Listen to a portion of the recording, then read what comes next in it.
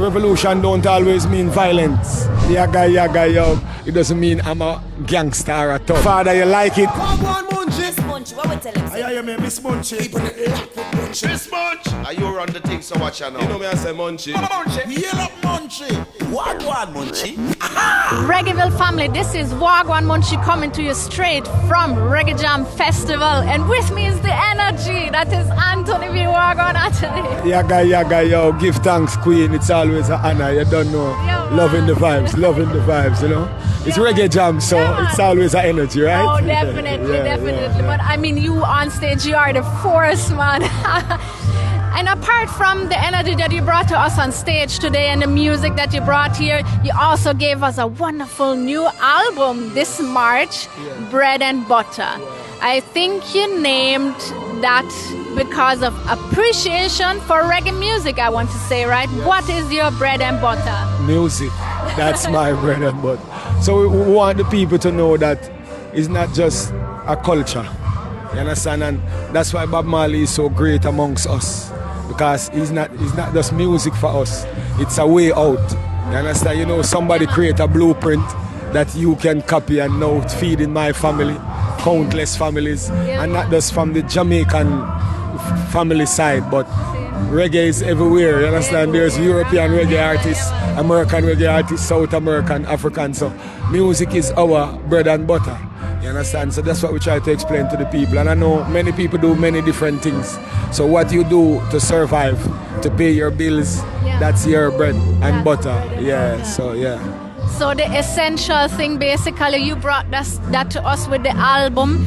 And the album is coming from the most controversial reggae artist, right? Who gave you that title, or did you give it to yourself? And if so, why? Where that come from? Well, I get that from the people, because if you remember, my first song that really made me popular in Jamaica was a song titled Fire Upon Rome. Right. You understand? And at that time in reggae music, like 1992, 93, no one would ever sing a song and challenge the political establishment, because in Jamaica it's so dangerous back then to even wearing by the colors. You could wear red in the wrong community, you could wear green in the wrong community. So we used to have like left, right, which is the PMP and the Labour right. So when I sing that song, the whole country was like I was marked for death. You understand? So they say like, so Anthony be so controversial, and then I come and sing a song called Now Vote Again. You understand? Which you know that subject is so, because they're saying your rights is to vote, but I'm saying to you, why vote if you're voting for no reason? You understand? So I guess through those stuff, then I sing a song called Good Cop, Bad Cop. So it's like most of my topics in that early time coming up, it was so edgy. So that's why they call me Mr. Controversy, you know? Yeah. I mean, on the new album is also a tune named Drop a Bomb. Yeah. But in the beginning, if you hear the title, it sound kind of drastic and thing. But if you listen carefully, you will hear that the message is still the same message, and the message is love, right? Yes, that's what it is. But it's just like I'm saying, I'm not chasing me raga, me ear natty up. It doesn't mean I'm a gangster or a thug, you understand? All I got is love, it's just the way I look. And that's why we say it's so good to not judge much. You understand? Don't judge each other by our appearance. Don't judge us by our color of our skin or who we are, you know? And that's why we try to always get that message clear. And this is one thing I love about the music that Bob Marley sing, One Love, that we make it become the national anthem of reggae music, so the message can get clear to people, because you know many different language, many different cultures. So sometimes people say, oh, you talk fast as Jamaican, or what do you say, you know? And so sometimes you can be misunderstood.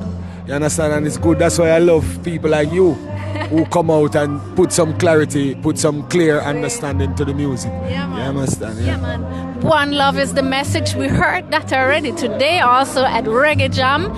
You want to catch a little piece of today's live vibrations that we had today, just to talk about the album in a few from now? Yeah, man. And we want to say salute to my beautiful island, Jamaica. Happy 61st independence.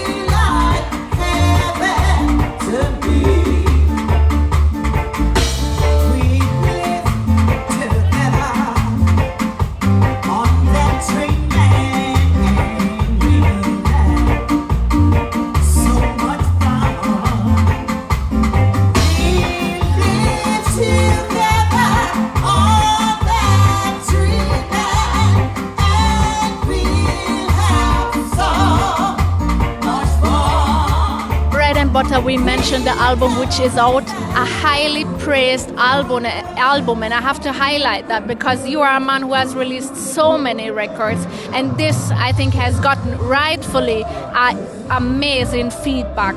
It is you work with a variety of producers and also did the stuff yourself. You have Mint Records, you have House of Rhythm, you have S-Class Beats, Massive B, Kale Roots, whole heap of people are on board.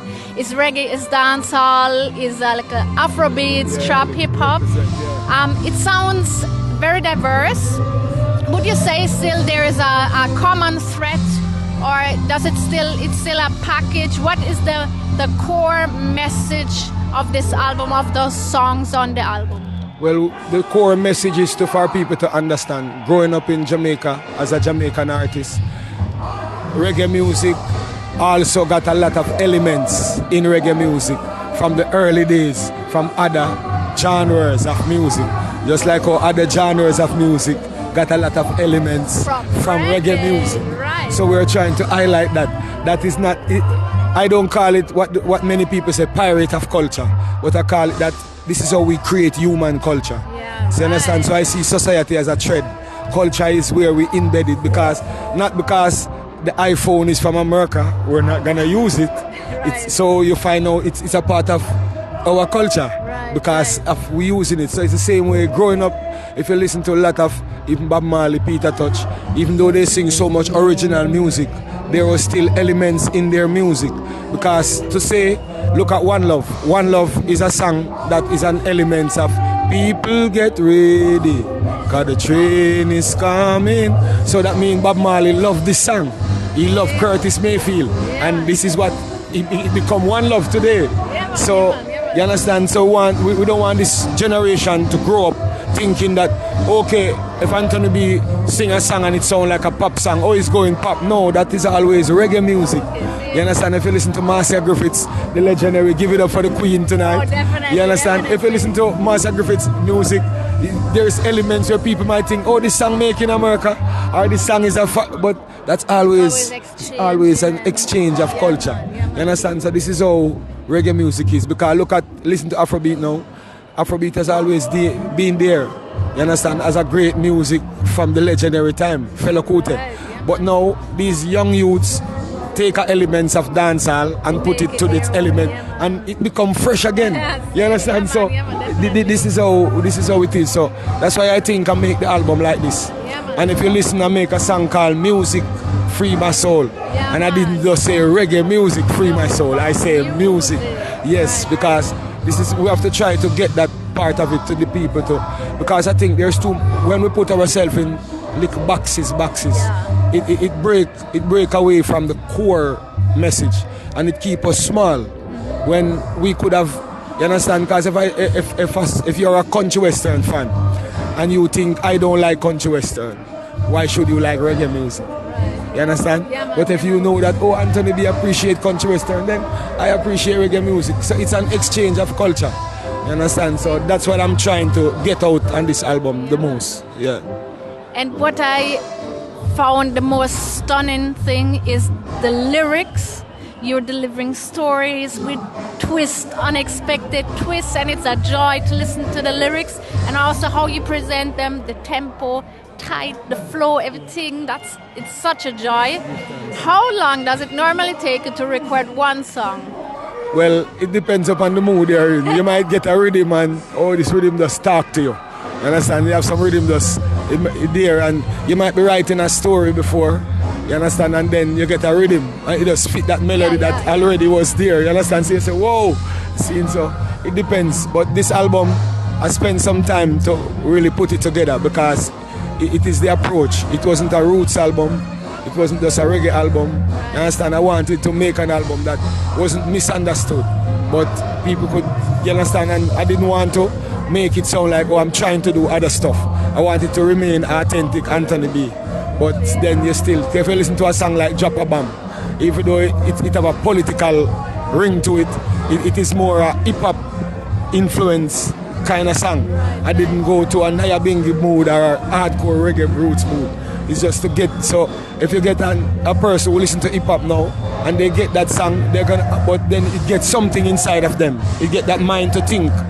because I didn't go for a hip-hop influential lyrics. Right. You understand? So I didn't take a hip-hop rhythm and then trying to go hip-hop. I stay authentically roots, even though it's hip-hop. You see a dance, a song like Pull Up at the Hot Spot. You understand? I try to tell a story, but more in a story like this, because for me, this is what dancehall music used to do back in the days. Yeah, man, yeah. You understand? Dancehall music used to tell a story. As youth, we used to fascinated with these stories because you went, whoa, when I'm gonna get to live these stories. So, and I think right now, dancehall is nice, and I'm proud of the youths and what they're doing, but there's not a lot of story writers right now. It's more, you just get to the point and that's it. Yeah, man. You understand? So I think we need a little more story writing because it keeps the song longer. Yeah, You understand? yeah. And speaking of the youths, you invited Chronic Law on one track. Why did you choose him? Because, you know, out of this young generation, he got a song that I think, you understand, is a song like our song.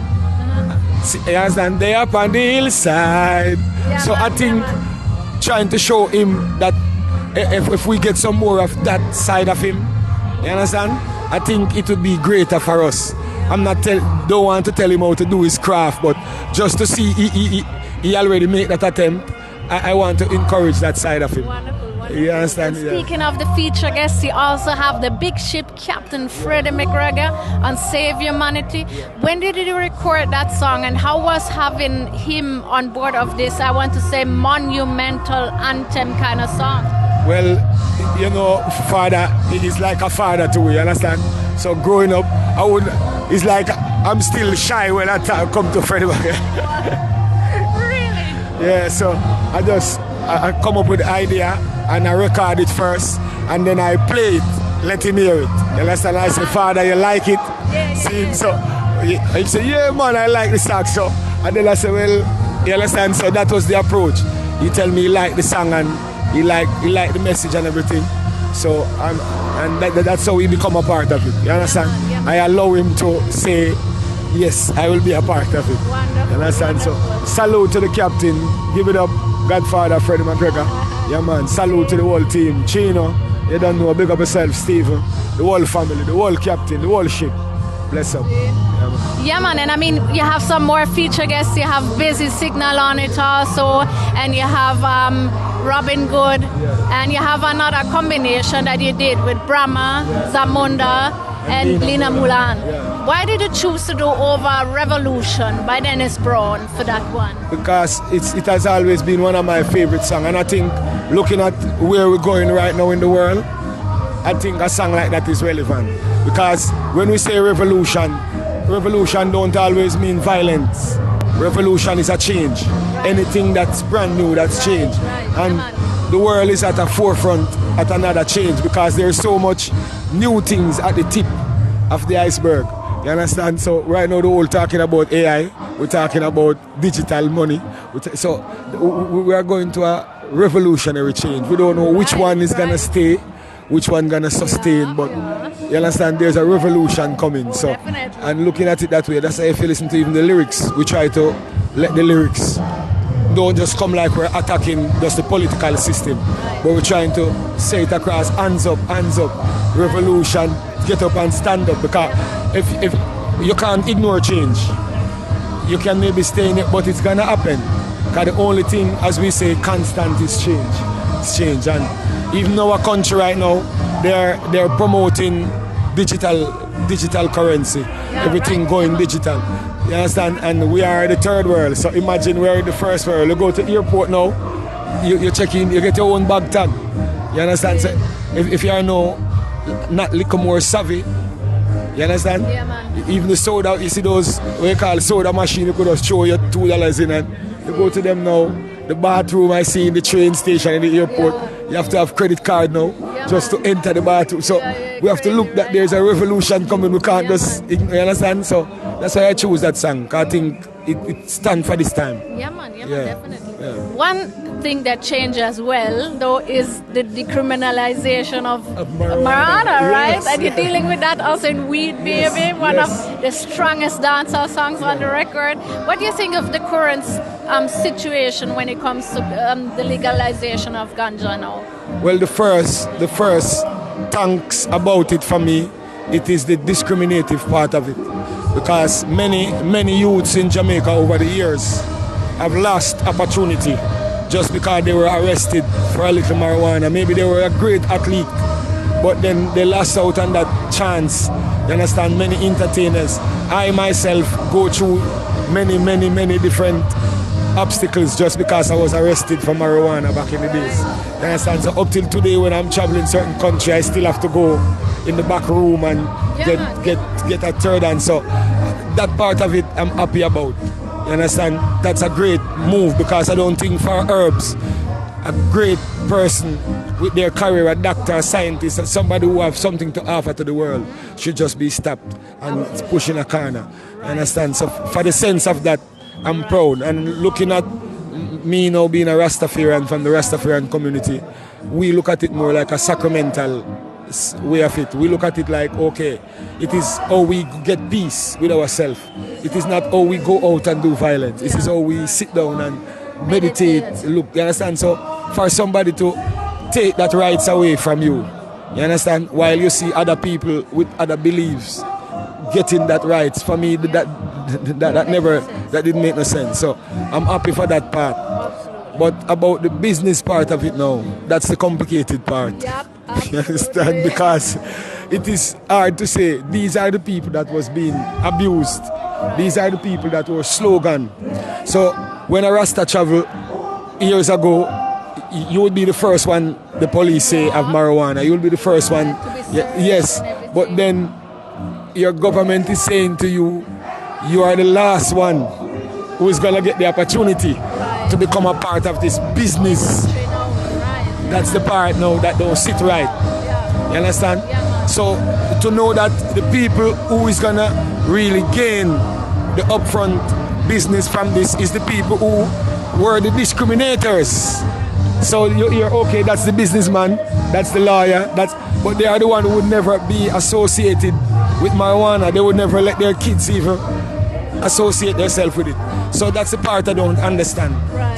So it's like I was not looking for marijuana to bring injustice again after being legalized. Yeah. So for me, the business part of it is an injustice. Yeah. You understand? That part need to take a real good look at it, because if the government don't look at it in the justice way, it's gonna fail. Yeah. They're not gonna gain what they think they're gonna gain from it, because it still need the people support, and the people know the truth. You understand? Yeah. That, so I think that's a part of it. I would like to see that the people, not just us being Rastafarian, but all around the world, many of the people in Europe who would be the one to be discriminated, they are the one who, oh, you can smoke but you can't get an opportunity. Right. You understand? So that's a part I don't understand. We still have a long way to go. Yeah, man.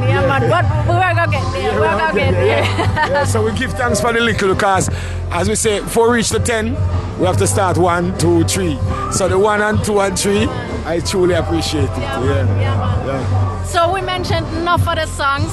So overall, we have 16 tracks people can listen to on Bread and Butter. And yeah, man. So you want to catch a little more live vibes from the festival? Yeah, let's take it on. All right. Why you say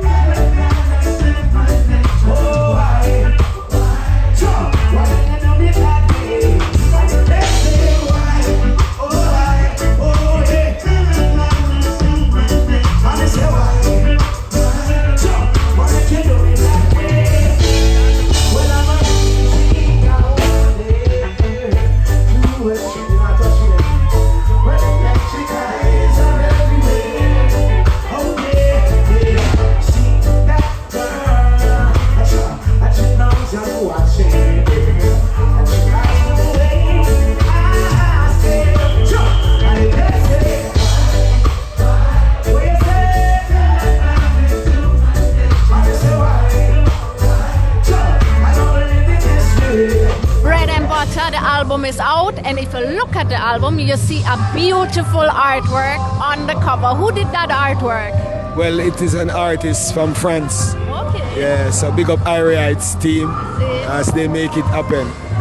And why is Lee Scratch Perry on that cover? Because he's the father of what we're doing right now. Understand? So I want to, that's why you see a vinyl, a record shop. You understand? Because that's we want to show this generation that, okay, this is a collector's item. This is a picture for you to look at. And if you never know, maybe you can research. But this is where, this is the first platform that we have to launch reggae music internationally. It was called the Record Shop. This is where people would come, buy their record, take back to different country, and this is what let the reggae music grow into what it is today. So that is our first Apple Music Store, iTunes, Spotify. Yeah. So that's our first, you understand? And that guy you see with the record, he's the first salesman who helped sell the record. Because he would come and convince you, yeah man, listen to this one man, and come take a listen. And so he helped launch the music. You understand? And Lee Scratch Perry is the father of what we call this great sound, reggae music. You understand? Because I think he bring it full force, and the sound that we have today, he bring that all together. You understand? So there was different people, but you know, everybody get a little and put it in a brew and it work. You understand? So give it up for Lee Scratch Perry. R.I.P. to the legend. Yes, Father. And of course, give it up for Anthony B. Thank you also for your contribution to this music we love so much. Anthony, thanks so much for the show tonight. Amazing presentation, and thank you so much for this album that everybody can listen to now. So all the very best for that, and as long as you're on the road, still be safe, and thank you so much for this conversation. Enough love and enough respect every time. Thanks a lot. Thank you very much for coming. Big up to you and the team and all the family. All the best to your family. Love to the younger ones. You are the future. We love you all. We're working hard for you. So please, please, please, let us proud. Rastafari love. Wha Gwaan Munchy.